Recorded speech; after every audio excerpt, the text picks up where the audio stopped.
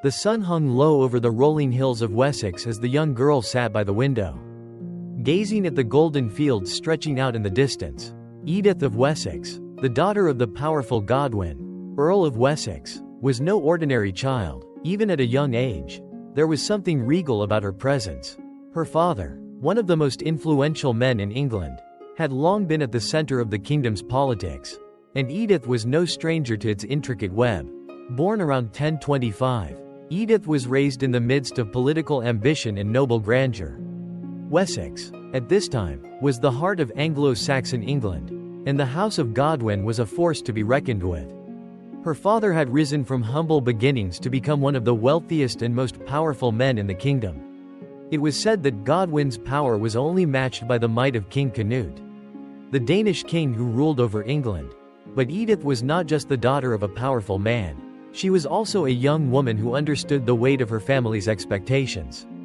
Her beauty was renowned, but it was her sharp mind and wit that often captured the attention of those around her. From an early age, she was groomed for a life that would be as much about political alliances as it was about personal ambition.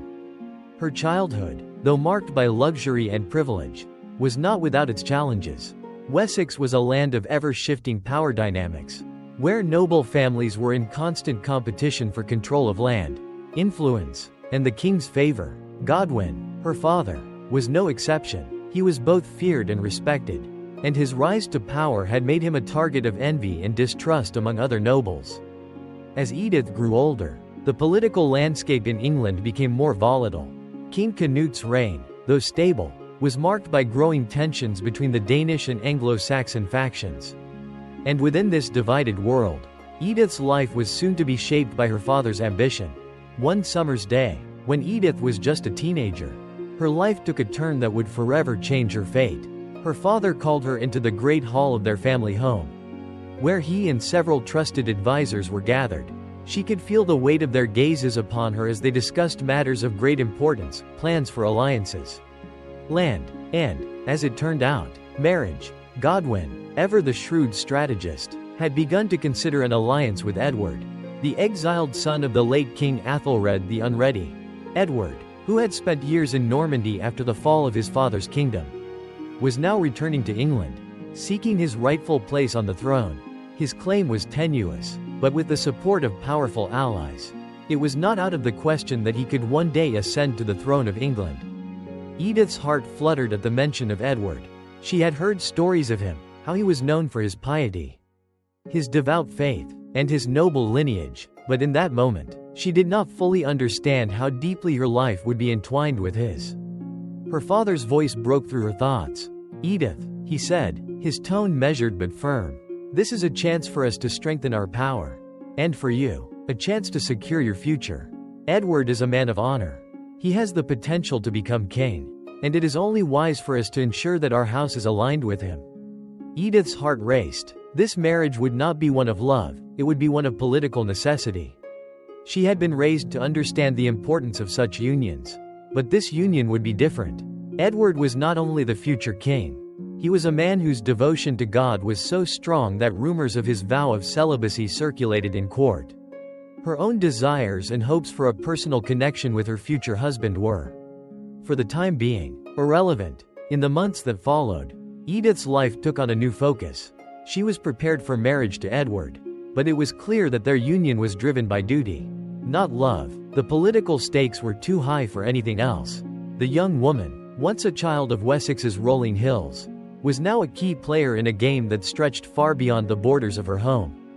Edward, who had returned from exile in Normandy, was determined to restore his rightful place on the English throne. He was known for his deep religious devotion, often retreating into prayer, seeking solace in the church, and distancing himself from the political machinations that seemed to govern every other part of his life.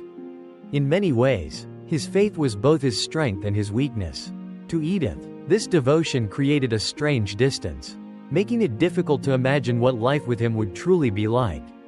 As Edith continued to prepare for her marriage, she spent hours in the quiet of the great hall, pondering her future. She was, after all, the daughter of Godwin, a woman raised in a world where power, family, and loyalty were the foundations of everything. Her role in this grand scheme was not one she could easily escape.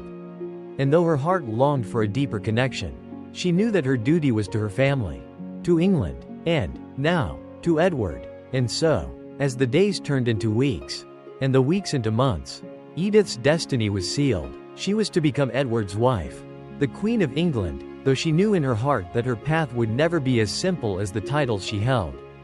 In those early days, she had little idea of the complexities and struggles that awaited her.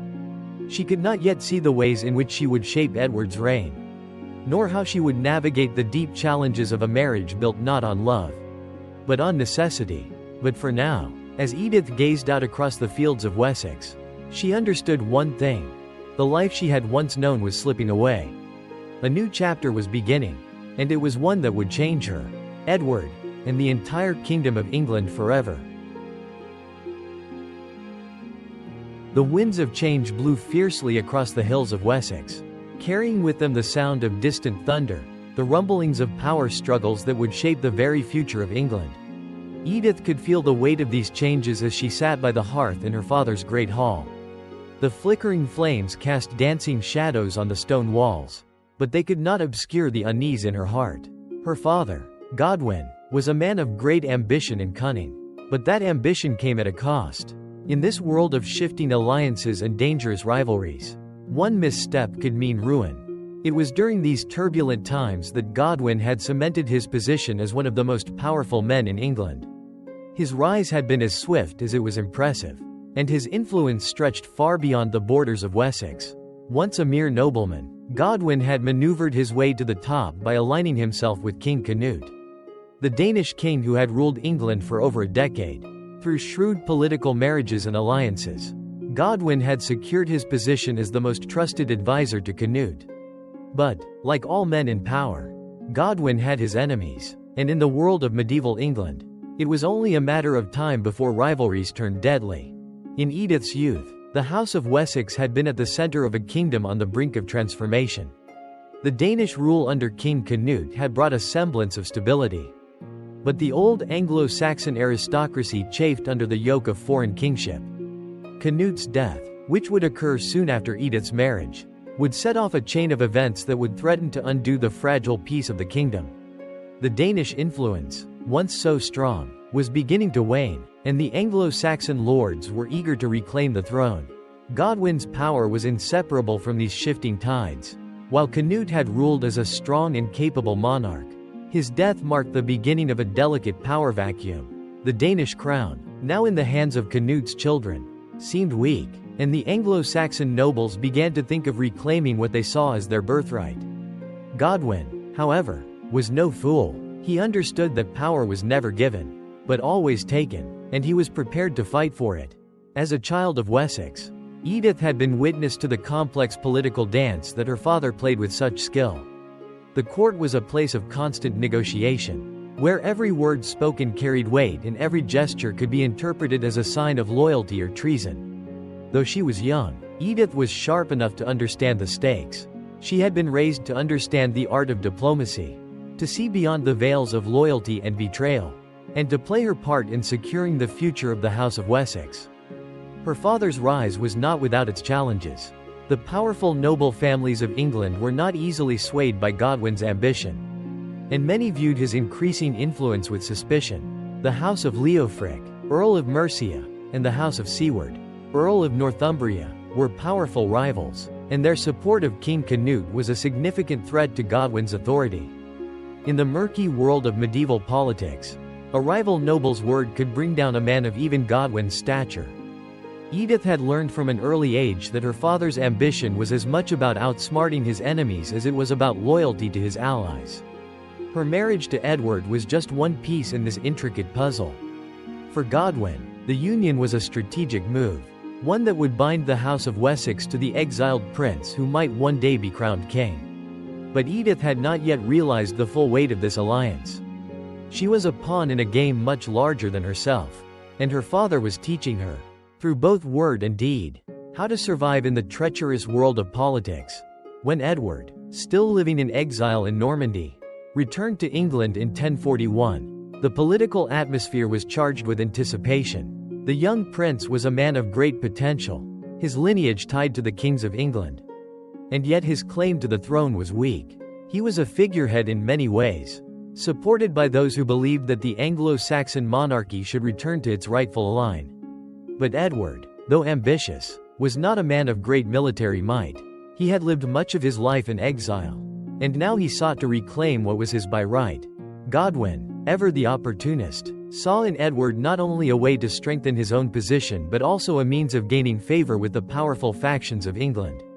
Through Edith's marriage to Edward, Godwin could position his house as the dominant force in England. But the stakes were high. For all of his influence, Godwin was still vulnerable. King Canute's death had thrown the kingdom into uncertainty, and the throne was not easily won. Edith's marriage was not just a personal union, it was the key to securing her family's future. As the days passed and preparations for the marriage began, Edith found herself caught between the world of her father's political machinations and the strange, unfamiliar world of her future husband. Edward, though he was the son of the late King Athelred the Unready, was a man whose claim to the throne was uncertain. Yet he was a man of deep faith, a man who had lived in exile and suffered the humiliation of living under the rule of foreign kings. To Edith, he seemed distant, almost ethereal, as if his mind and soul were always focused on something beyond the kingdom's politics. The marriage was arranged quickly, and Edith found herself swept into the royal court, a world of opulence and intrigue, but also one of loneliness and isolation. Edward, despite the fact that they were now husband and wife, remained focused on his devotion to God. He rarely showed affection, and the marriage quickly took on a ceremonial air. For Edith, this union, once filled with promise, now seemed like a distant dream. Yet, as much as she longed for the love that many of her peers had spoken of, she could not ignore the political reality of her situation. She was the daughter of Godwin, and her duty was to her family, to the House of Wessex, and to England itself. Though she could not foresee the full extent of her influence on the future of the kingdom, she understood one thing: her role in this grand political game was far from over. Her father's rise was only the beginning, and as the years passed, Edith would find herself at the center of one of the most tumultuous periods in England's history. The days grew shorter as autumn descended upon Wessex, and with it came the anticipation of a life-altering union. Edith sat in the quiet of her chambers, her fingers tracing the intricate designs on the wooden table before her. Lost in thought, her life, once simple and predictable, was now a whirlwind of political alliances and expectations. The marriage her father had arranged was not one born of love but necessity. She was to marry Edward, the exiled son of King Athelred, whose claim to the throne of England was uncertain, yet his potential was undeniable. Edith's heart, however, was conflicted. She had grown up in a world where duty and loyalty to family came above all else. Her father, Godwin, had made it clear that this union was not just a personal matter, it was about power, strategy, and the future of Wessex. Edward's return to England in 1041 had sparked a flurry of political maneuvering. And with King Canute's death looming in the near future, Godwin saw an opportunity to solidify his family's influence by aligning it with the future king. Despite the political nature of their union, Edith had heard much about Edward. The stories that circulated about him painted a picture of a man devoted to his faith, one who had lived for many years in exile in Normandy, far removed from the political squabbles of England. Edward was not a man of great military might or ambition. Instead, he was known for his quiet piety, his deep commitment to God, and his dream of a peaceful reign. This made him both an appealing and perplexing figure to Edith. She did not know what to expect from him, whether he would be a loving husband or a distant ruler. What she did know was that he was the key to her family's continued rise to power. It was on one fateful evening, as the sun dipped below the horizon, casting long shadows across the courtyard of their family estate, that the proposal was made. Edith had spent the day with her family, listening to her father's plans for the future. His ambitions were grand, and they were deeply tied to Edward's eventual reign. Godwin was a man who saw beyond the immediate, always calculating the next move in his quest for dominance. To Edith, it was both inspiring and suffocating. She knew her marriage to Edward was a vital cog in the machinery of Godwin's ambitions. But she could not help but wonder about her own desires, about the life she had imagined for herself before it all had been swept away by her father's will. As evening fell, Edith was summoned to the great hall where her father and several of his closest advisors were gathered. Edward was there, standing with an air of solemnity, his long fingers resting on the wooden arm of a chair. He was a tall man, his face lined with the traces of years spent in exile. But his eyes were kind, and his demeanor was gentle. To Edith, he seemed distant, as if his thoughts were always somewhere else. But there was something about him, something noble and dignified, that made her pause. "Edith," Godwin's voice rang out across the hall, steady and commanding, "this is the man who will be your husband. Edward, son of Athelred, rightful heir to the throne of England." Edward stepped forward, bowing his head in respect. Edith, though accustomed to courtly formalities, felt a strange sense of vulnerability wash over her. She had known this moment would come, but now that it had arrived, she found herself unsure of what to say or do. Her heart beat a little faster, a mixture of duty and curiosity swirling within her. "I am honored by this union, Edward Said," his voice soft but firm. "It is not my desire to impose upon you, but I seek your understanding. Our marriage is a necessary one, not for love, but for the kingdom. Together, we will restore England to its rightful place." Edith could feel the weight of his words. There was no expectation of romance, no promise of affection. This was a marriage built on necessity, on securing power, on strengthening alliances. Yet there was a quiet sincerity in Edward's gaze, something she had not expected. "I understand, my lord," Edith replied, her voice steady, though her heart felt as though it were in her throat. "It is the duty of our house to serve England, and I will do my part." And with those words, the arrangement was sealed. Edith knew that there was no turning back. Her life, once bound to the land of Wessex, was now irrevocably tied to Edward and the future of the kingdom. In the weeks that followed, the preparations for their wedding were swift. The grandeur of the ceremony reflected the importance of the union, not just for Edith and Edward, but for the fate of England itself. The church bells rang through the air, signaling the start of a new chapter. And as Edith stood beside Edward on their wedding day, she could not help but wonder about the life that lay ahead. What would it mean to be the wife of a man so devout, so focused on his faith? What would it mean to stand beside a king who did not seek power for power's sake, but who dreamed of a peaceful reign? The answer, Edith soon discovered, was both simpler and more complex than she could have imagined. The days following their wedding were calm, almost eerily so. The halls of the royal court were alive with the bustle of preparations for the coronation. But in the private chambers of the queen, there was a quiet stillness. Edith, now Edward's wife, had expected a marriage filled with the promise of unity and shared purpose. But as she sat by her husband's side in the grand chambers, she could not shake the feeling that there was a divide between them, a divide not of anger or resentment, but of something much more profound, a devotion to God that eclipsed everything else. Edward was a man unlike any other she had encountered. He was not consumed by the politics that so often defined the lives of the English nobility.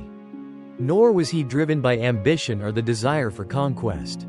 His mind was occupied by something deeper, something that, to Edith, sometimes felt like a wall between them. Edward's faith was all-encompassing. It was the foundation of his life, the lens through which he saw the world. He had spent years in exile, removed from the chaos of England's politics, living a life of religious contemplation and spiritual devotion. His time in Normandy had forged within him a fierce commitment to celibacy and piety. His promise to remain chaste, despite his marriage to Edith, was not merely a political gesture, it was a vow to God, a covenant that he believed was integral to his role as a king. Edith had been raised in a world where religion and politics were intertwined. But she had never encountered a devotion like Edward's. His refusal to share a bed with her was not born of malice, but of religious duty. He would often rise early in the morning to pray, and his days were filled with visits to the church, where he would offer his devotions in silence. For Edith, this was both a source of frustration and admiration. She had expected some semblance of affection, but instead, she found herself in the company of a man whose heart seemed entirely devoted to a higher power. One evening, as the sky turned a soft lavender and the air grew cool, Edith sat in the garden outside their chambers, reflecting on her position. The soft rustle of leaves was the only sound that accompanied her thoughts. She had spent her days learning the intricacies of court life, but she felt distant from it all. Her father's influence had ensured her marriage to Edward, but it had not prepared her for the quiet solitude that came with being the wife of a man whose heart was so fully consumed by faith. As Edith sat lost in her thoughts, Edward appeared at the door of their chambers. His long, pale robes brushed against the stone floor as he stepped into the dim light of the garden. He looked at her with a serene expression, his face calm, almost angelic. To Edith, it was as though he existed in a world apart from the one she inhabited, a world where earthly desires were insignificant compared to the eternal devotion he felt toward God. "I did not mean to disturb you," Edward said softly, his voice like a whisper on the evening breeze. "I thought I might find you here." Edith turned to him, offering a small, practiced smile. "I was just thinking, my lord," she replied, "about the future, about what comes next." Edward joined her on the stone bench, his presence both comforting and distant at once. "And what are your thoughts?" he asked, his gaze never leaving the horizon. "I wonder," Edith hesitated, unsure how to voice the questions that had been plaguing her. "I wonder what it means for us, for me, to be your wife. I know my father's plans. But what of my own desires? What of the life I imagined for myself?" Edward's gaze softened, but there was a quiet sadness in his eyes. "I understand your confusion, Edith. My devotion to God is not a choice, it is a calling. But you must understand, too, that this marriage is not about our personal desires. It is about the kingdom. And I have given my life to serving God and the people of England. Even if that means sacrificing personal fulfillment." Edith nodded, her heart heavy with the weight of his words. She had known that their marriage would not be one of passionate love. But she had hoped for more companionship, more partnership. Instead, she found herself in a marriage of duty, one where the kingdom came first and personal needs came second. As the weeks passed, Edith's sense of isolation grew. Edward's days were consumed with religious rituals, his nights spent in prayer and contemplation. He would visit the church regularly, often asking for divine guidance on matters of the kingdom. It was clear that his role as king was intertwined with his role as a servant of God. To him, the two were inseparable, and his devotion to the latter overshadowed his earthly responsibilities as a husband. For Edith, this devotion was both a source of respect and frustration.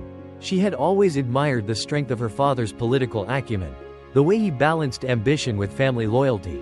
But with Edward, there was no balance, only a singular focus on God. She could not help but feel that in his eyes. The political world was something to be avoided, a distraction from the true work of a king. And yet, despite the distance between them, there were moments when Edith caught glimpses of the man behind the devotion.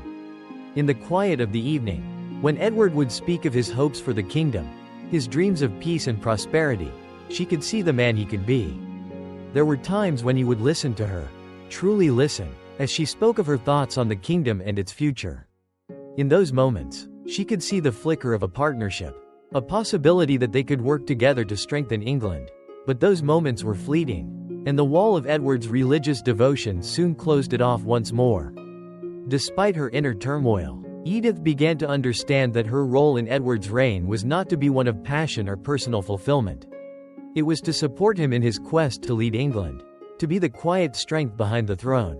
She had always known that her life would be shaped by the forces of power and politics. But now, she saw that it would also be shaped by the deep, unshakable faith of the man she had married. As the months passed, Edith's understanding of her husband deepened. She came to realize that his devotion was not a barrier between them, but a guiding force. It was this faith that would help him navigate the challenges ahead. And it was her duty to support him in that endeavor. She had become not only his wife but his partner in a kingdom at the crossroads of history. But as she sat by the hearth one evening, looking into the dancing flames, Edith couldn't help but wonder, in this marriage, who was she really serving? Her father's ambitions? Edward's devotion to God? Or was there still a place for her own desires in the life she was building? The answers, she knew, would come in time. As the seasons change, so did the political landscape of England. The death of King Canute, long expected but still jarring, sent ripples through the kingdom. In the weeks that followed, Tensions flared between the various factions, each one vying for power. It was in this volatile atmosphere that Edith began to truly understand the significance of her marriage to Edward. She was no longer merely a wife or a queen, she was a key player in the Game of Thrones. Her influence extending far beyond the walls of the royal court. Edward, though pious and deeply committed to his religious duties, could not escape the reality of England's fractured political state. The kingdom, though united under Canute's rule, was now a land divided. The Anglo-Saxon nobles, led by the powerful Godwin family, were not content to let the Danish line hold power indefinitely.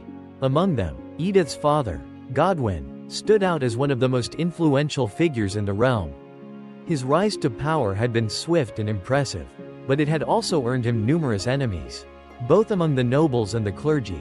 As the political tensions mounted, Edith realized that she had a crucial role to play in securing the stability of her family and of England. In the early days of Edward's reign, when he still struggled to assert his authority, Edith found herself increasingly involved in the delicate negotiations that kept the kingdom from falling into chaos.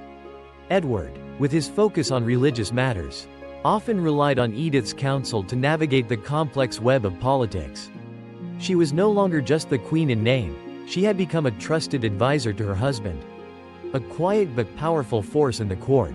Godwin's ambitions were always in the foreground, and his influence on his daughter's role in the court was undeniable. Edith had been raised to understand the weight of her family's expectations. And though her marriage to Edward had begun as a political necessity, she had come to see it as her duty to ensure her family's power remained intact. It was not enough for her to be a passive observer of her husband's reign. She had learned from her father that politics was not just about loyalty, it was about survival. It was during the early years of Edward's reign that Edith began to assert herself more fully. She understood that her position as queen was fragile. Though she was married to Edward, his focus on religious matters meant that she often had to take the lead in matters of state. She became a mediator between Edward and the various factions vying for power, between the Saxons, who still held deep ties to the old ways of the kingdom, and the Normans, who had begun to stake their claim in England. Edith was the bridge between these worlds, a woman who, by virtue of her position, could wield influence over both sides. The most pressing issue, of course, was the question of succession. Edward's claim to the throne was tenuous at best. He had been raised in exile in Normandy, and though he was the son of Athelred the Unready, his time away from England had weakened his ties to the Anglo-Saxon nobility. His reign, though peaceful in many ways, was undermined by the growing dissatisfaction of the nobility. Many saw him as an outsider, a man who had not fought for his crown, and they were eager to see a more capable ruler on the throne. Edith, aware of the unrest bubbling beneath the surface, worked tirelessly to ensure that her family's influence remained strong. She used her position to secure Godwin's support for Edward's reign, though she could never quite escape the tension between her husband's religious devotion and her father's ambition. It was a delicate balance, one that required her to be ever watchful, ever calculating. But Edith's influence did not stop at the political sphere. She also worked to strengthen England's religious foundations, supporting the construction of churches and monasteries that would solidify Edward's reputation as a pious king. In this, Edith was more than just a queen, she was a patron of the faith, a role that allowed her to connect with the clergy and gain their support. Through her efforts, she ensured that Edward's reign would be remembered not only for its political stability but for its deep religious devotion. The building of Westminster Abbey was one of the crowning achievements of this period. The Abbey, which would later become the final resting place of Edward himself, was both a symbol of his devotion to God and a political tool in Edith's hands. By supporting the construction of such a grand monument, Edith ensured that Edward's legacy would be one of faith and power, a legacy that would resonate through the ages. But even as Edith worked to secure her family's place in history, she knew that the greatest threat to Edward's reign was yet to come. The growing influence of the Normans, led by William of Normandy, was an ever-present concern. William had long claimed that Edward had promised him the throne, and he was not one to let such a claim go unchallenged. The tension between the Anglo-Saxon and Norman factions grew with each passing day, and Edith knew that her family's future was precarious. The question of succession would soon come to a head. Harold Godwinson, Edith's brother, had long been Edward's most trusted advisor and military leader. But even Harold's loyalty could not guarantee the stability of Edward's reign. As the Normans prepared to invade, Edith could only watch, helpless, as the forces that would shape England's future gathered on the horizon. In the court, Edith remained a steady presence, offering counsel to both her husband and her father, her influence ever growing. But as the threat of invasion loomed larger, she found herself at a crossroads. The future of England, and her family's power, would depend on the choices made in the coming months. And Edith, once a quiet figure in the background of her father's ambitions, would find herself at the center of the storm. The wind carried a faint chill as it swept through the streets of London. And Edith stood near the banks of the River Thames, gazing at the city's skyline. The bustling activity of the growing capital seemed distant in her thoughts, though she was acutely aware of the importance of what was happening in the city. The construction of Westminster Abbey had begun in earnest, and it was here that she would leave a legacy that would outlast even her own lifetime. Edward, though consumed with his religious duties, had made clear that Westminster Abbey would stand as a symbol of his devotion to God and, in a way, to his kingdom. The Abbey would be the place where Edward would be buried, and where the future monarchs of England would also find their final resting place. But to Edith, it was more than just a monument to her husband's piety. It was a tool of political influence, a foundation upon which she could build her family's legacy. She could already see the long-term implications. Westminster Abbey would be the heart of England's religious life, and whoever controlled it would hold significant sway over the realm. As the Queen, Edith took an active role in supporting the project. She worked closely with the bishops and architects, using her influence to ensure that the abbey would be a grand structure, one that reflected the deep religious faith that Edward held so dear.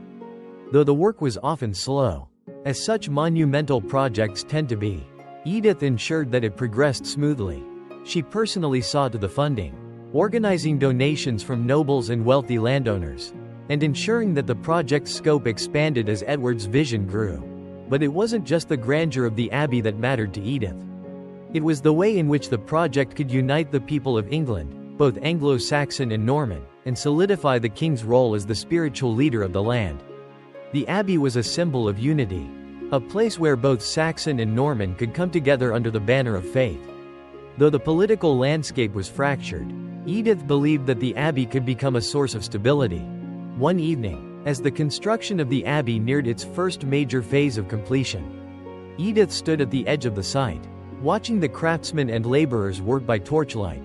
The noise of hammer and chisel filled the air, as the stone walls of the abbey slowly took shape.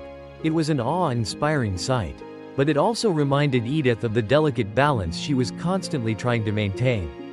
Edward had grown more reclusive in recent years, his devotion to his faith and his work at the abbey taking precedence over almost everything else. He would spend hours in prayer, seeking guidance from God, often retreating from the affairs of state for days at a time. It was a lifestyle that, though admirable, left Edith with a heavy burden. She was, more than ever, the one who held the threads of the kingdom together. Her father's ambitions, her brother Harold's military role, and the Norman threat all loomed on the horizon. But it was Edith who had to navigate the complexities of diplomacy, ensuring that Edward's reign remained intact. As she stood there, her thoughts were interrupted by the sound of footsteps behind her. She turned to see Edward approaching, his face soft with the calmness of his devotions, his eyes focused on something far beyond the stone walls of Westminster Abbey. "You've been here for hours, Edith." Edward said quietly, his voice carrying a touch of concern. "The work is moving forward, but you need rest." Edith smiled faintly, though it didn't reach her eyes. "I know, my lord, but this project is important. It's not just for you or for me. It is for all of England. It will outlast us both."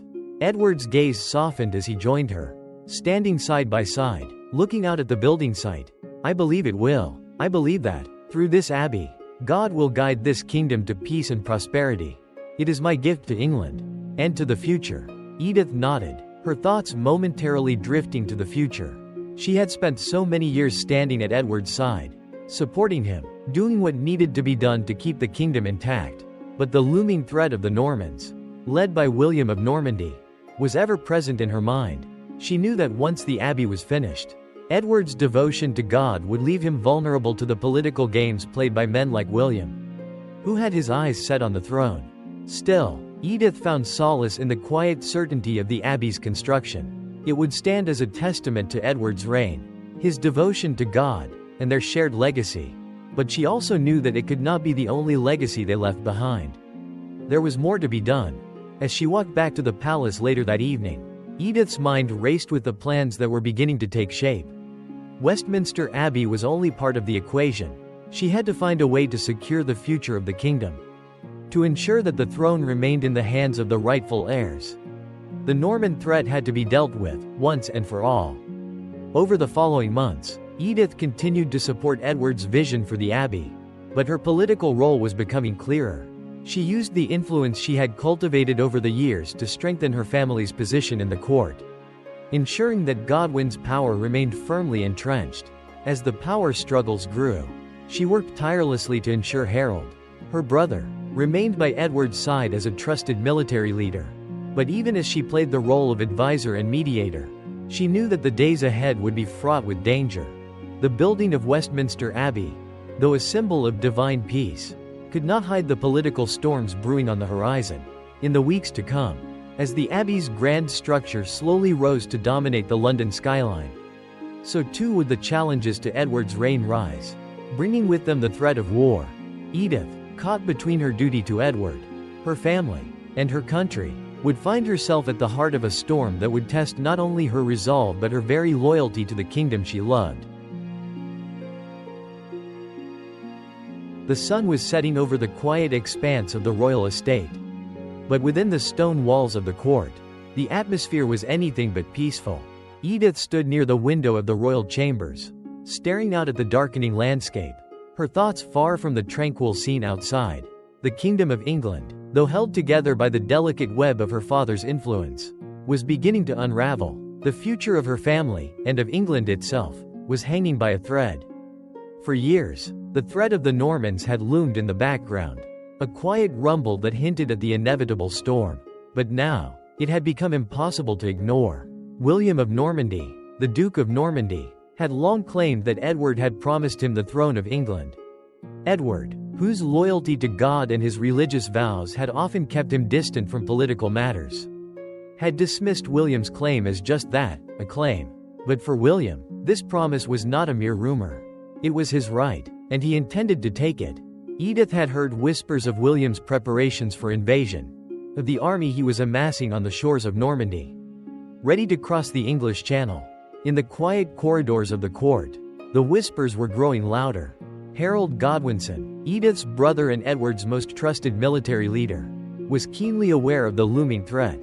He had served Edward loyally, but he knew that his allegiance would soon be tested. With the Normans preparing to invade, it was only a matter of time before England would face a crisis of succession, one that could tear the kingdom apart. As much as Edith understood the importance of political alliances, she knew that the greatest danger to Edward's reign, and to her family's position, was the man who now stood on the shores of Normandy. William was no fool. He had the military strength, the resources, and the ambition to take what he believed was rightfully his. And as the tension between the Saxons and Normans reached a boiling point, Edith could not help but feel a growing sense of unease. The storm that had been building for so long was finally upon them. In the court, the mood was tense. The nobles, many of whom had supported Edward's reign, were divided. Some believed that the promise Edward had made to William was simply a gesture, a political maneuver designed to placate a powerful neighbor. But others, those with closer ties to Normandy, believed that Edward's words should not be taken lightly. In this volatile political climate, there was no room for ambiguity, and every word spoken carried the potential to spark conflict. Edith was no stranger to the machinations of power, and she knew that her family's influence was key in maintaining any semblance of peace. Her father, Godwin, had carefully navigated the delicate balance between the Anglo-Saxon and Norman factions for years. He had managed to keep the peace. But now, with William preparing to invade, Edith felt the weight of her family's legacy bearing down upon her. The kingdom was on the edge of war, and her role in it was more important than ever. Late one evening, as Edith and Edward sat alone in the royal chambers, a heavy silence settled between them. Edward, ever the pious king, had withdrawn more and more into his religious practices, his devotion to God seemingly consuming every aspect of his life. But even he could not ignore the mounting pressure from the outside world. "Edward," Edith began softly, breaking the silence, "the Normans are gathering their forces. William will come for the throne. You know this, don't you?" Edward turned to her, his eyes filled with a quiet resolve.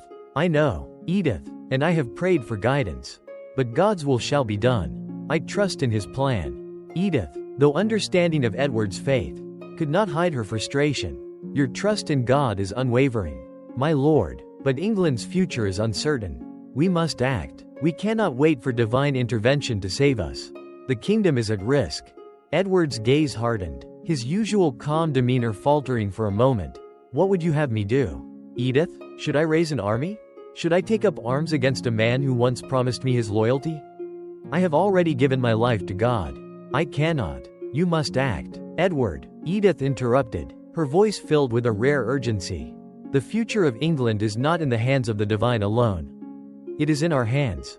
The kingdom is fractured, and the Normans will not wait for you to make up your mind. We must defend our land, or we will lose it." Edward's silence was heavy, but Edith could see the internal struggle in his eyes.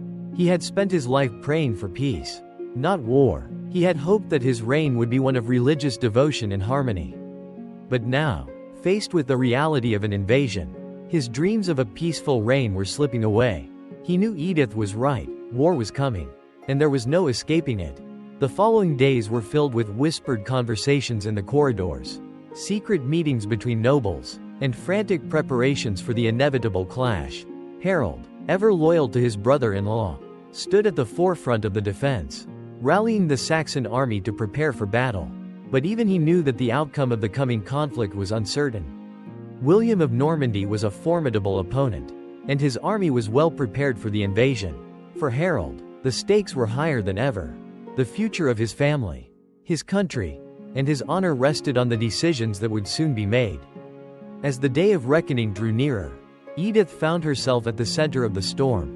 She worked tirelessly behind the scenes, trying to maintain her father's alliances and keep the peace between the Saxon and Norman factions. But she knew that the time for diplomacy was quickly running out. The clash between Harold's forces and William's Normans was inevitable, and it would reshape the future of England. The night before the battle, Edith stood alone in the royal chapel, her hands clasped in prayer. She prayed for her husband, for her family, and for the kingdom she had come to love. The storm was upon them, and the outcome was uncertain. But Edith knew one thing: whatever happened, she would be at the heart of the struggle, a woman of power and influence in a kingdom teetering on the brink of war. The quiet before the storm. The evening air in the royal chambers was thick with tension, but also with an odd sense of stillness. Edith had become accustomed to the sound of her own breathing filling the silence of these private moments. The events that had been set in motion by the arrival of William of Normandy had reached their climax. Now, everything was teetering on the edge. Edward's once unshakable resolve, grounded in faith, was now weighed down by the threat of war, and his own deteriorating health. In the months preceding the invasion, Edward's physical condition had worsened. The long hours spent in prayer had taken their toll on his health. And now, the king, whose mind was as sharp as ever, found himself growing frail. Edith had seen it in the way he moved, slower, weaker, and more fatigued than ever before. The political and military landscape was changing, but so too was the man who had once been the spiritual cornerstone of England's monarchy. As the days drew on, Edith knew the end was near. Edward had long been a devoted servant of God, but now, he was facing his own mortality.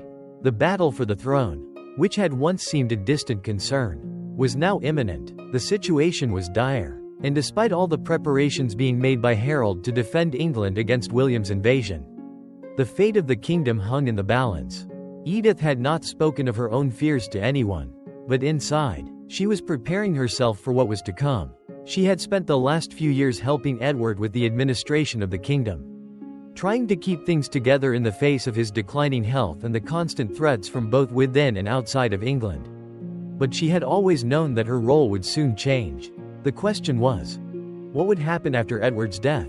That night, as she knelt by her husband's bedside, Edith's thoughts were interrupted by the soft creak of the door. Harold, her brother, stepped into the room. His eyes were grim, and there was a visible weight in his shoulders. He had come to see Edward, but Edith knew that the conversation they were about to have was not going to be easy. "Edith," Harold said, his voice low, "it is only a matter of time now."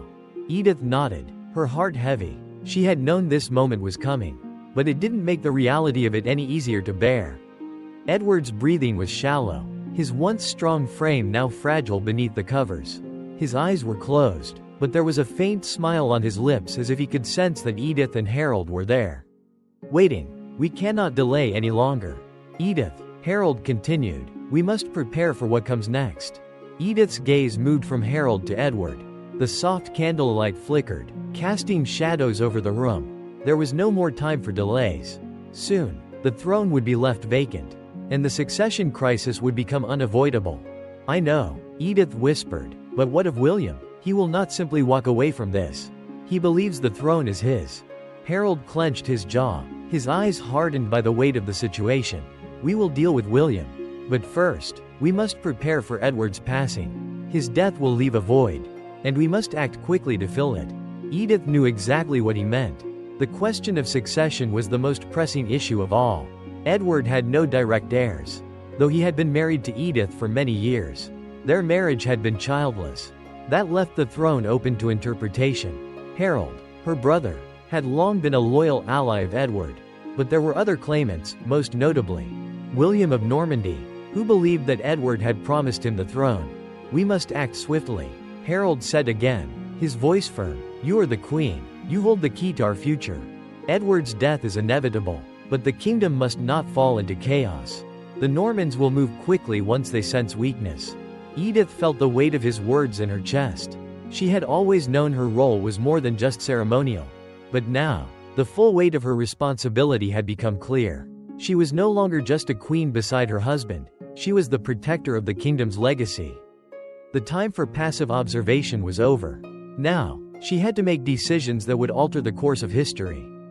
As the night wore on, Edith sat by her husband's bedside, the quiet ticking of the clock the only sound in the room. Edward's breathing grew weaker, and though she wanted to hold on to him, to preserve this moment, Edith knew that the time for that had passed. She looked at Harold, who stood by the door, his face stoic and resolute. "We will do what must be done," Edith said, her voice steady despite the turmoil within her. "For the kingdom, for England." Harold nodded, his expression softening. "We will, sister, we will." The passing of Edward the Confessor. The end came quietly. In the early hours of the morning, Edward the Confessor, King of England, breathed his last. His death was not a violent one, but a peaceful release after years of strain, both physical and emotional. Edith held his hand as he passed, whispering prayers for his soul, her heart heavy with the knowledge that the kingdom would soon be without its guiding force. The news of Edward's death spread quickly through the court. There was no time for mourning, no time for rest. The political landscape was about to change, and every noble, every claimant, would move to secure their position in the wake of the king's passing. Edith, though grieving the loss of her husband, knew that she had no time to waste. Her role as queen consort had been one of duty. But now, in the wake of Edward's death, she was a central figure in the battle for the throne. As the morning sun began to rise, casting its light over the royal palace, Edith gathered her closest advisors. Harold, ever loyal, stood by her side. The time had come for them to act. The kingdom of England was teetering on the edge of a precipice, and Edith would not let it fall into chaos. "We will not let the throne slip from our grasp," Edith said, her voice strong. "We will ensure that England remains in the hands of those who have earned it. Harold, you must step forward as our king. The throne is yours by right." Harold hesitated for only a moment, but the resolve in Edith's voice left no room for doubt. "I will not falter," he said. "I will do what is necessary." But as they spoke, a shadow loomed on the horizon. The Normans were coming, and with them, the future of England would be decided not by blood, but by battle. The sun had barely risen over England when the news of King Edward's death was met with a swift and overwhelming reaction. The air in the royal court was thick with tension, as nobles, emissaries, and soldiers began to position themselves for what was certain to be a struggle for power. England's future, once held steady under the quiet reign of Edward the Confessor, now hung in the balance. Edith, still in mourning for her husband, found herself thrust into the heart of the crisis. In the space of a few days, everything she had known had shifted. The death of Edward had not only left a void in the monarchy but had unleashed a storm of ambition that would soon engulf the entire kingdom. As she sat in the royal chambers, the weight of her responsibilities pressed heavily on her shoulders. She had spent years supporting Edward, standing by him as a dutiful wife and queen. But now, her role had changed. She was no longer just the queen consort, she was a central figure in the battle for the throne of England. Her family, the Godwin family, had long held power in the kingdom, but Edith understood that the fight ahead would be unlike anything they had faced before. Her brother, Harold Godwinson, was Edward's closest ally and had been a trusted military leader. As the next in line by blood and merit, many had expected Harold to ascend to the throne. Yet there were other claimants, none more dangerous than William of Normandy, who had long believed that Edward had promised him the crown. In the wake of Edward's death, William would not sit idly by. He had already begun gathering his forces, preparing to cross the English Channel and claim the throne by force. Edith knew that the time for diplomacy had passed. The battle for the throne would soon be fought, and England's future would depend on who controlled it in the aftermath. She had always understood the power of the throne, but now, more than ever, she realized how much of it rested in her hands.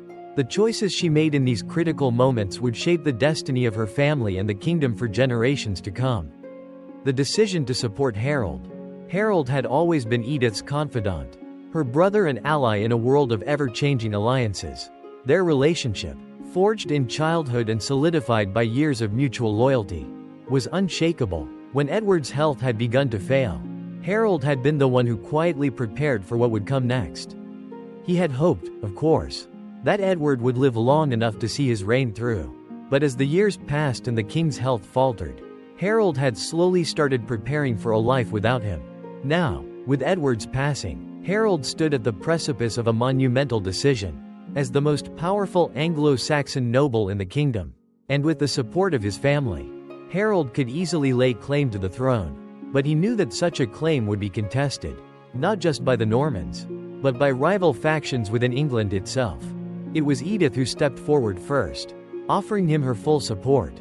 She had spent years navigating the complexities of court politics, learning from her father's example how to balance power, loyalty, and ambition. Now, more than ever, she realized the importance of securing the throne for Harold, not just for her family, but for the kingdom. She had no illusions that the coming months would be easy, but she knew that Harold was the best hope for maintaining Anglo-Saxon rule. As they sat in the dimly lit chambers, surrounded by their most trusted advisors, Edith turned to Harold, her voice steady but filled with emotion. "Harold, you are the one who has fought for England, the one who has stood beside Edward when no one else would. You are the rightful king of this land." Harold met her gaze, his face a mask of determination. "But William will not back down. He believes the throne is his, and he will come for it. We must prepare for war." "I know," Edith replied, "but we will face him together. The throne is yours by right, and we will make sure that the people of England stand with us." Harold nodded, though the weight of the decision was heavy in his eyes. "I will not hesitate, Edith. I will fight for the kingdom. But we must move swiftly. Once William sets foot on English soil, there will be no turning back." The gathering storm. The days following Edward's death were filled with whispers, intrigues, and urgent meetings. Edith moved quickly, using her influence to rally the support of key nobles and military leaders. She knew that Harold would need an army capable of standing against the Normans, and she worked tirelessly to ensure that he had the resources he needed. Her experience in diplomacy proved invaluable as she navigated the complex web of alliances, ensuring that Harold's claim would be as legitimate as possible. But as much as Edith fought to keep the kingdom united, she could feel the growing tension in the air. The Normans were on the move, their forces gathering on the shores of Normandy, preparing to invade. William's claim to the throne was bolstered by his wealth, his military prowess, and the support of the Pope. He believed that God had promised him the throne of England, and he was willing to go to war to claim it. For Edith, the situation was both personal and political. She knew the consequences of losing the throne. Her family's influence would be shattered, and England would be plunged into a new era, one that would likely be shaped by Norman rule. But she also knew that this was not just about power, it was about the future of the kingdom itself. If William succeeded, England would be changed forever. The night before the battle, Edith stood at the edge of the camp, watching the fires burn brightly in the distance. The army had assembled, ready to face the Normans. Harold's forces were far smaller in number, but they were fiercely loyal and battle-tested. Edith had no illusions about the outcome. The battle would be long, and it would be hard-fought. But she knew that her brother would not back down. He would fight for England, no matter the cost. "Harold," Edith said, her voice low as she approached him. He stood near the edge of the camp, gazing out at the dark horizon. "Tomorrow, we face the Normans. Are you ready?" Harold turned to her, his expression grim but resolute. "I have fought battles before, Edith, but this will be the hardest one. If we fail, everything will change, but I will not let William take what is ours." Edith placed a hand on his shoulder, her eyes filled with pride and sorrow. "I know, and no matter what happens, you will always have my support. You are the true king of England, Harold, no matter what the outcome of this battle." Harold smiled faintly, his eyes softening for a moment. "Thank you, Edith, your strength has always been my anchor." As they stood together in the quiet of the night, the distant sound of the army preparing for battle filled the air. Tomorrow, they would face the man who would do anything to take the throne. But for now, all Edith could do was pray for the success of her brother and the future of England. The Battle of Hastings. The next day, as the sun rose over the battlefield, the earth trembled beneath the feet of the armies. The Battle of Hastings had begun. Harold's forces, though brave and loyal, were outnumbered. William's army, though composed of both Normans and mercenaries, was formidable, and his tactics had been carefully planned. The clash between these two forces would determine the future of England. For Edith, the battle was not just a physical struggle, it was a spiritual one. She had done everything in her power to ensure that Harold would succeed.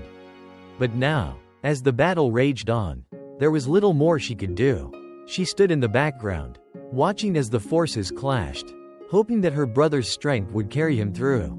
As the day wore on, the battle turned in favor of the Normans. Harold, despite his best efforts, fell in battle, struck down by an arrow to the eye. The death of Harold marked the end of the Anglo-Saxon resistance and the beginning of a new era in English history. The Battle of Hastings, fought on October 14, 1066, became the pivotal moment that would define the future of England. As the battle raged across the Sussex hillside, Edith stood at the edges of the battlefield, her heart heavy with dread and sorrow. The sounds of clashing steel, the cries of soldiers, and the relentless pounding of hooves filled the air. The earth beneath her seemed to shake with the weight of the conflict. Edith had seen many battles in her time, but none like this. She had witnessed her family's strength in times of war and peace. But the scale of what was unfolding before her eyes was unlike anything she had ever imagined. The fate of England was now sealed in the blood of her brother, Harold Godwinson, and the forces that clashed before her. Her brother, Harold, had led the Anglo-Saxon forces with all the strength, skill, and determination that had earned him the loyalty of his men. The battle had been fierce, and in the early hours, it had seemed like victory could still belong to the Anglo-Saxons. Harold's forces, though smaller than William's, were entrenched on high ground, with an advantage that could have turned the tide. But, as was often the case in war, the unpredictable nature of battle soon tilted the scale. The turning point came when Harold, who had fought valiantly at the front lines, was struck by an arrow to the eye, a fatal blow that brought down the last hope of Anglo-Saxon resistance. As Harold fell, his warriors, though still courageous, saw their leader go down, and the morale of the army quickly began to falter. What followed was chaos. The battle soon turned in favor of William of Normandy, who pressed his advantage with ruthless efficiency. By the time the day ended, the Anglo-Saxon forces were broken and scattered, their leaders fallen, and their kingdom in ruins. Edith, though not on the battlefield, felt the loss in the marrow of her bones. She had always known that this moment could come, but nothing could prepare her for the depth of grief that followed the news of Harold's death. The weight of her family's fall was now hers to bear. The kingdom they had fought to preserve was now in the hands of William, and with his victory came the promise of Norman rule, a rule that would forever change the face of England. The Norman invasion's aftermath. The aftermath of the Battle of Hastings was swift and decisive. With the death of Harold, the throne of England was left without a clear claimant. The Anglo-Saxon nobles, disorganized and shattered by the loss of their king, could no longer mount a credible resistance against the Norman invaders. William, now victorious, advanced toward London, determined to secure his crown and solidify his power. Edith, though heartbroken, understood the gravity of the situation. She had to act quickly, for the kingdom's future now lay in the hands of William the Conqueror. The coronation of William was a mere formality at this point, and within days, he was crowned King of England in Westminster Abbey, the very place that her late husband, Edward the Confessor, had dreamed would be the symbol of England's peace and religious devotion. The Norman invasion brought profound changes to England, from the social structure to the very landscape of the country. The Anglo-Saxon nobility was decimated, with many of the prominent families either slain in battle or displaced from their lands. In their place, William granted lands and titles to his Norman supporters, ensuring that his control over England was absolute. The Anglo-Saxon way of life, rooted in its traditions and customs, was supplanted by Norman feudalism, and a new aristocracy emerged, one that spoke French and adhered to Norman customs. But as the new king settled into his role, Edith's future became uncertain. She had once stood at the side of a king, her husband, Edward, who had envisioned a peaceful reign. Now, she was a widow, left with the reality that the family she had so carefully supported had lost everything. William, though he was a conqueror, did not forget the importance of alliances.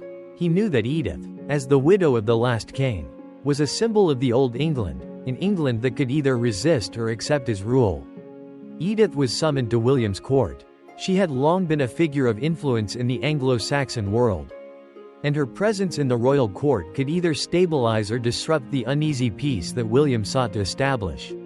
Though she had lost her husband and her brother in the battle, Edith still carried the weight of her family's legacy.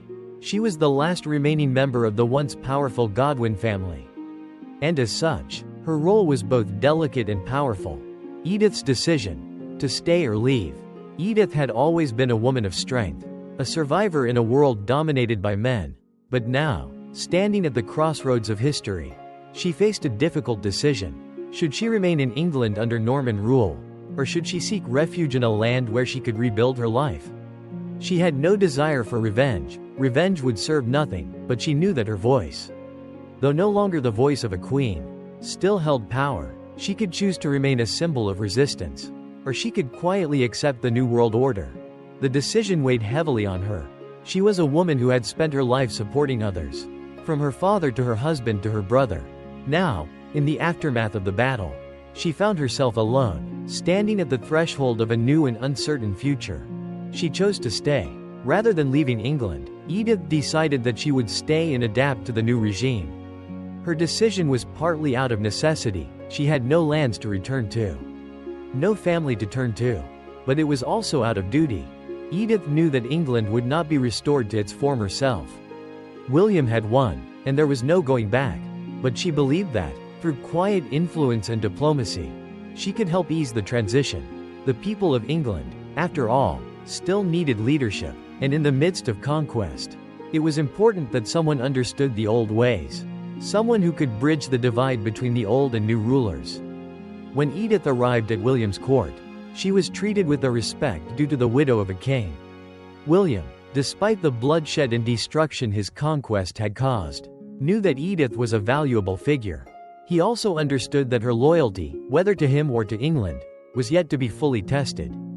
William greeted Edith with courtesy, and though their conversation was cautious, there was an underlying respect between them. He knew that she had the potential to unite the Anglo-Saxon lords who had not yet sworn allegiance to him. But he also knew that Edith was not easily swayed. She would not submit to him out of fear or weakness. Instead, she would make her decision carefully.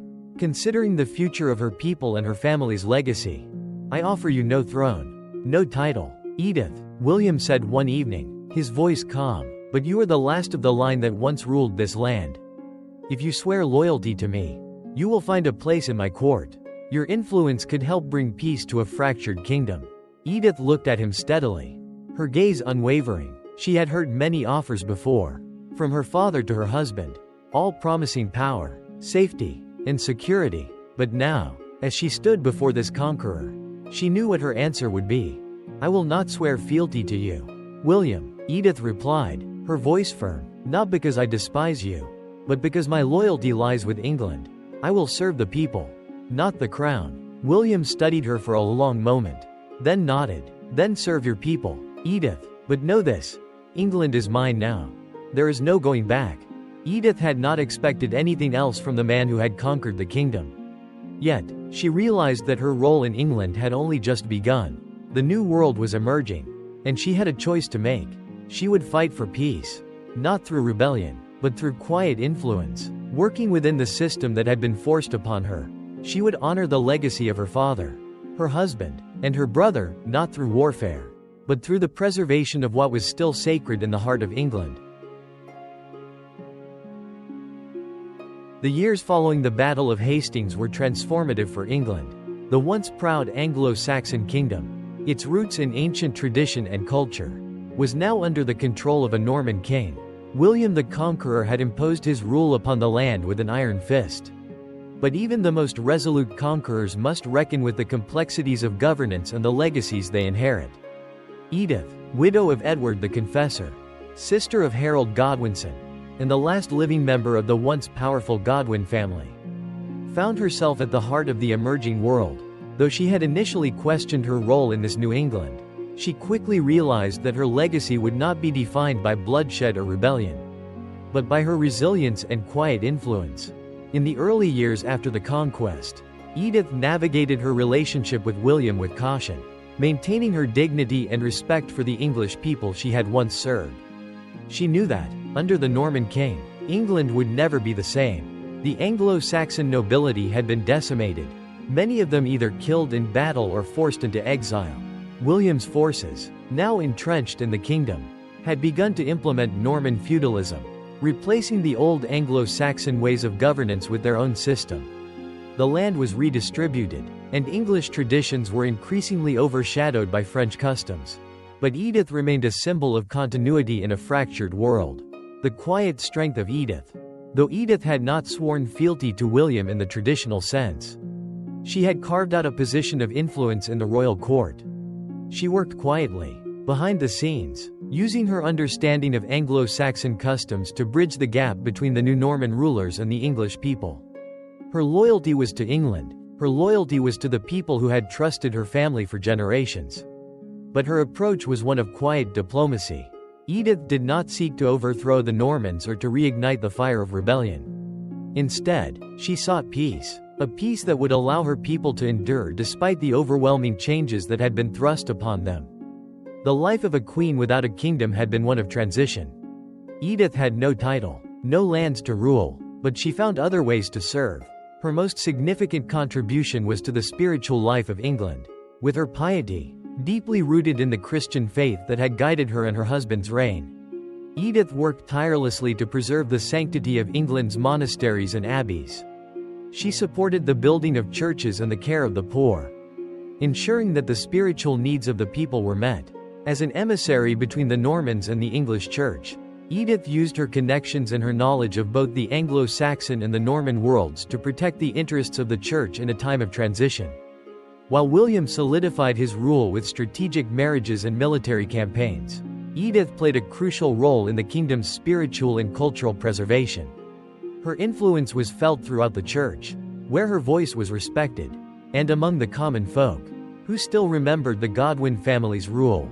The Abbey of Westminster, the place where Edward the Confessor had sought to leave his mark on England, remained an enduring symbol of the past. Edith herself became its matron, ensuring that it would not only serve as a monument to the late king but as a place of spiritual refuge for future generations. Edith's influence in the court, As years passed, Edith's position in the Norman court continued to evolve. She had never aspired to political power, but her role was indispensable. With no heir to the throne from Edward and Harold's line, Edith was seen by some as the last hope for the survival of Anglo-Saxon influence. William himself, though he ruled with authority, had learned to respect Edith for her ability to navigate the complexities of both Norman and English worlds. Over time, he relied on her wisdom to help him manage the unrest that still simmered among the native English population. In private moments, William spoke to Edith with a quiet respect. They shared a mutual understanding. William knew that Edith was no ordinary woman. She was the last living link to the Old England, and in that, she carried a weight far beyond that of a mere royal widow. Edith had lived through the greatest upheavals of her time, losing both her brother and her husband, and watching the kingdom she had known crumble. But it was this strength, this ability to endure, that William had come to rely on. "Edith," William once said, "I have taken your kingdom by force. But I know that peace cannot be achieved by force alone. You have seen more of England than I ever will. I need your help to make it whole again." Edith's response was always measured, careful. She had lived through enough upheaval to know that her influence, though powerful, could not stop time. "The kingdom you have built, William, is different from the one that was lost. It is your responsibility to make it endure. But if you want peace, you must understand that it is the people of England who must shape that peace, not the kings who claim it." Over the years, Edith's role in the court became that of a counselor, someone whose wisdom was sought in matters of governance and religion. She was a silent force in the background, always there to offer advice or to smooth over tensions when they arose. She was not a ruler in the traditional sense, but her voice, gentle yet firm, carried weight. She had no desire for titles or power, but her position in the court gave her the ability to ensure that the legacy of her family, though forever altered, would not be forgotten. The passing of Edith. As the years went on, Edith grew older, and her health began to decline. She had lived a life filled with both extraordinary triumphs and devastating losses. The woman who had once been the wife of a king, the sister of a fallen hero, and the daughter of a powerful earl, had seen more than most could imagine. But in her final years, she found peace not in power, but in service. She spent her last days in quiet reflection, overseeing the care of the poor, helping to preserve England's spiritual heritage, and ensuring that Westminster Abbey continued to thrive as a place of worship. When Edith passed away, it was not with the fanfare of a queen, but with the quiet reverence of a woman who had seen the world change before her eyes. She was buried in Westminster Abbey, next to her husband Edward, where she had spent much of her life. Her death marked the end of an era, but Edith's legacy endured. Though she was never the queen who ruled with power, Edith became a symbol of endurance and grace in a kingdom forever altered by conquest. Her life had been one of duty, first to her father, then to her husband, and finally to her people. She had seen her world shattered and rebuilt, and in the end, she found peace in knowing that her influence had shaped the future of England. A kingdom transformed. In the years after Edith's death, England slowly adjusted to its new Norman reality. The language, culture, and governance had changed, but the spirit of the people endured. The memory of the Anglo-Saxon rulers faded, but in the heart of England, in the spirit of its people, there remained a legacy of resilience, a legacy that Edith had helped to preserve. Though the kingdom was now firmly in Norman hands, it was through the quiet wisdom and strength of Edith that a bridge had been built between the old and the new. She had played her part, not as a queen who sought power, but as a woman who understood that true power lies not in dominion, but in service to the people. Edith, the last of the Godwin family, had left her mark on England, not with swords and shields, but with compassion, diplomacy, and a steadfast belief in the kingdom's future. She had lived through the rise and fall of empires, and in her final years, she had ensured that the legacy of the past would not be forgotten. England would never be the same, but in the memory of Edith, it would always carry a piece of its ancient soul.